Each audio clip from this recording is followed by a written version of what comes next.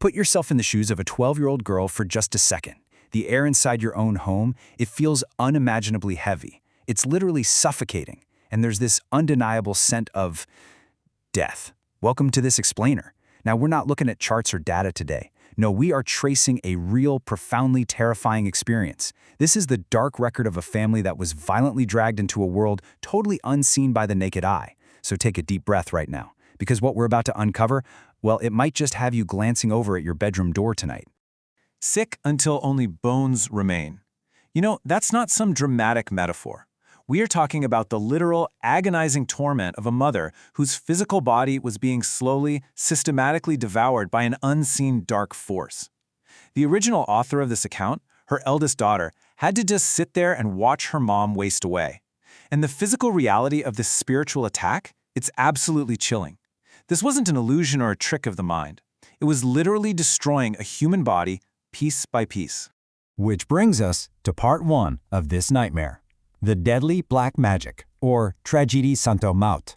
So for those who don't know, Santau, it's not just your run-of-the-mill curse. It is the delivery of a mystical poison, and it has exactly one absolute purpose: to kill. And it doesn't just strike once and leave you alone. It hunts you.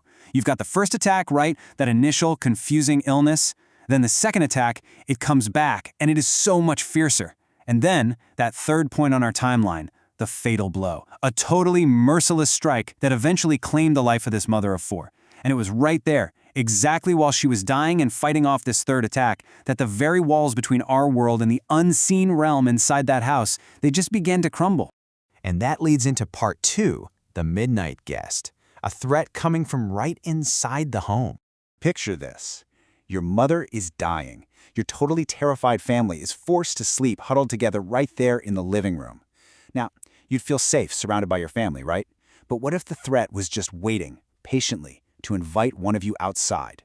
In the dead of night, the 9-year-old brother gets up from his sleep, but he's like hypnotized. His face is completely blank. He points straight toward the front door and tells his older sister that his friend is waiting outside for him. But when she looks out, there's nobody there. It's just the thick, pitch-black night. But here's the thing, that front gate, which they locked tightly before going to bed, it's standing wide open. That friend had already unlatched it. The energy in the room instantly goes completely frantic. Step 1, stop him. The father literally lunges to hold the little boy back. Step 2, pull him inside. He has to use all his physical strength to drag his own son, who is suddenly thrashing wildly. The boy is speaking with this raw anger that just isn't his own, furious at his dad for blocking the meeting with this unseen friend. Step 3, slap and pray. The father slaps his son's face and starts reciting holy verses at the absolute top of his lungs, just desperately trying to shatter the trance. And finally, the boy snaps out of it, just sobbing in pure terror. Guys, this wasn't just a sleepwalking or mischievous kid, this was a literal attempted abduction by an unseen entity. We move into part 3 now. The veil opens. A journey straight into horror. Now, it's the middle of the night. You are trapped inside a moving car, heading toward Kuala Kangsar to track down a traditional healer. And the atmosphere in that car? It's quiet. Way too quiet. It's right here. Because of the extreme, agonizing physical and spiritual pain from the dark magic, that the mother's veil, the hijab, is violently torn open. The spiritual barrier that blocks human eyes from the unseen realm, it's completely gone. She is literally existing in 2 worlds at once right now. She sees the physical world inside the car, and she also sees every single dark creature wandering outside, and worse, the ones sitting right there in the car with them. Without warning, the mother turns her head, very, very slowly. Her eyes are totally sharp, unblinking, and she is staring directly into the dark, completely empty space right next to her 12-year-old daughter. And then she whispers, "Don't bother my child. She is strong." The young girl just freezes. You can imagine the blood draining from her face. The grandmother, who fully understands the sheer horror of what's happening, immediately grabs the girl, pulls her into this incredibly tight embrace, her lips just trembling with silent prayers. Just imagine that, your own mother confirming that something is sitting right next to you, staring at you in the dark. But the horror doesn't even stop there. With this incredibly chilling, totally deadpan tone, the mother casually mentions that something is busy up in the front seat, a toil. Now, a toil is a familiar spirit summoned by dark magic. Basically, a goblin-like creature, kind of looking like a bald, dark green toddler, and she says it's squatting right up there, actively picking her brother's pocket as he drives. The dynamic inside that car shifts into this terrifying irony. On one side, you have the uncle, Baklong, who completely refuses to believe it. He's telling the dying mother to recite prayers, totally assuming she's just delirious from all the pain. But on the flip side, the mother doesn't even argue with him.